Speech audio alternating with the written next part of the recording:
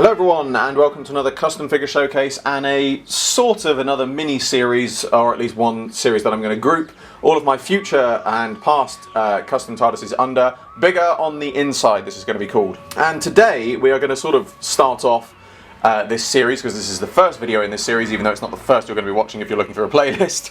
We're going to start off with a Fifth Doctor TARDIS. Now hang on, many of you are saying, we have had a Fifth Doctor TARDIS, and that is true, we have, and this is a B&M Fifth Doctor TARDIS, but I have made some very interesting alterations to it. Firstly, I've given it an overall repaint, make it look a little bit more weathered.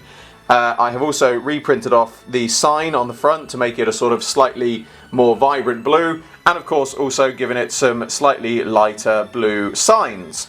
But as you may notice, the signs are slightly wider, and that is because these signage pieces are actually my own resin cast sign pieces that I've made up myself, that I have then cut away the original sign and put these in place to make the signs have the much wider look that the Fifth Doctor's TARDIS had. And I have also made my own resin cast of the base, because obviously the base we got with the B&M one was the much thinner base, but it was much wider and squarer, and so this one is a much sort of closer to the base version, which also has a slightly tapered edge to it for it to have a much sort of better, more accurate, I think, classic look. Overall, there's not really a huge amount to see all around the edges. As I said, it is just an overall repaint.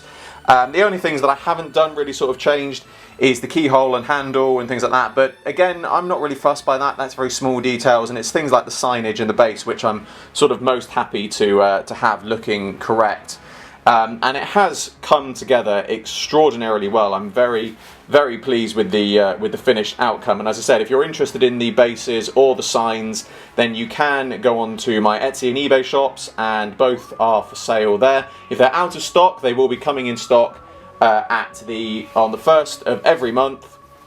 However, if you're watching this on Boxing Day, when I'm first putting this video up, these signage and base sets will not be available until the end of January, 1st of February most likely. So if they're currently not there, that's why, but they will be up on my shop very soon, and I would thoroughly recommend, if you're interested in making some more TARDISes, classic custom TARDISes of your own, to check them out. For those people slightly worried about trimming away the original sign, the signs I've made can be used like this with the original sign cut away, or they can actually be just placed into the existing signs, which does mean the signs will stick out a bit more.